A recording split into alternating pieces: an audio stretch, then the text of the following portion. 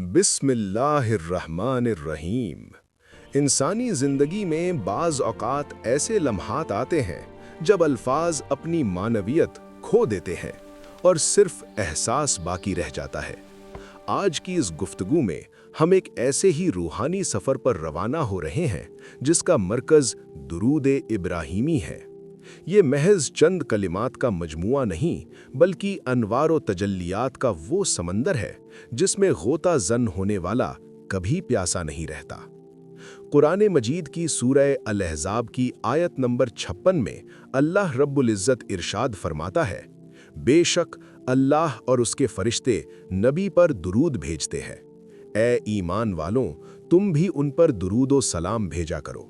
ذرا غور کیجئے، یہ کائنات کا وہ واحد عمل ہے جس میں خالق کائنات خود بھی شامل ہے اور اپنے بندوں کو بھی اس کی دعوت دے رہا ہے۔ یہ آیت اس بات کی گواہی ہے کہ درود صرف ایک دعا نہیں بلکہ ایک ایسا ربانی رابطہ ہے جو براہ راست مخلوق کو خالق محبوب صلی اللہ علیہ وسلم سے جوڑ دیتا ہے۔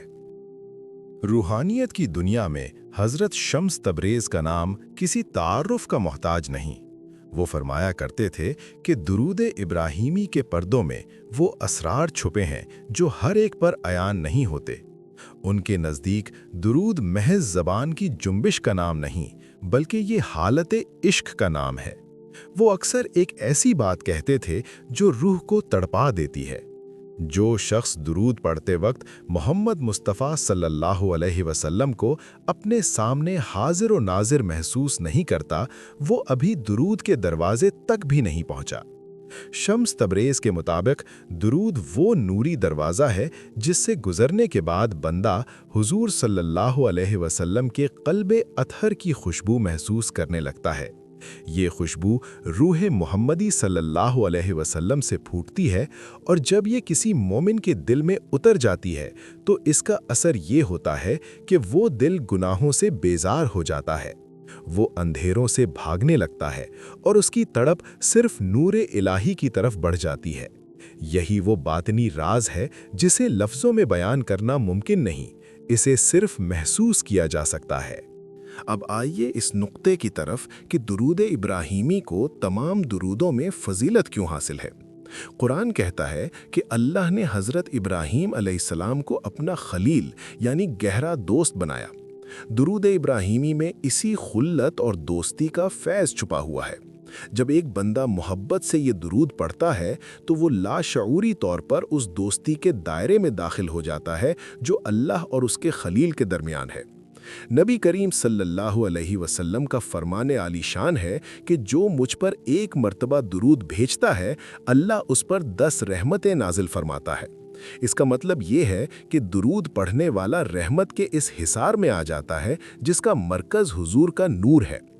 اولیاء اللہ فرماتے ہیں کہ باقی تمام اذکار بندے کو اللہ کی طرف لے جاتے ہیں، لیکن درود وہ واحد ذکر ہے جو بندے کو پہلے محبوب خدا تک لے جاتا ہے، پھر ان کے وسیلے سے اللہ کے قرب تک پہنچاتا ہے۔ اسی لیے درود کو ذکر کا تاج کہا گیا ہے۔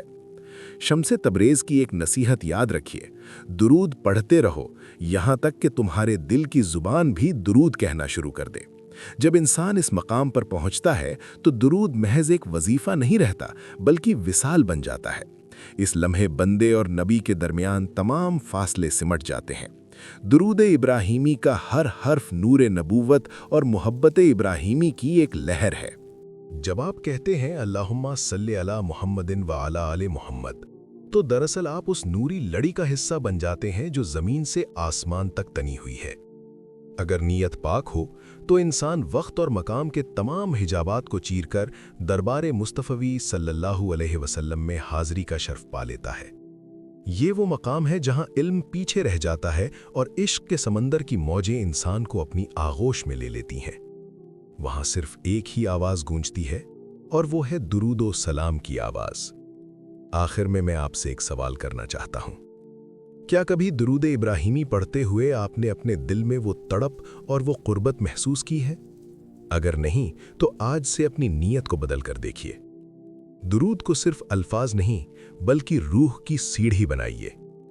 حضور صلی اللہ علیہ وسلم نے فرمایا کہ اگر تمہارے ذریعے کسی ایک انسان کو بھی ہدایت مل جائے تو یہ تمہارے لیے سرخ اونٹوں یعنی اس دور کی قیمتی ترین دولت سے بہتر ہے۔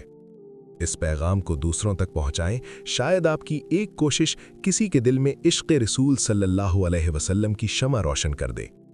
اپنی دعاؤں میں یاد رکھیے گا اور کامنٹ میں الحمدللہ لکھ کر اس نوری سلسلے کا حصہ بنیں۔ جزاک اللہ خیرہ۔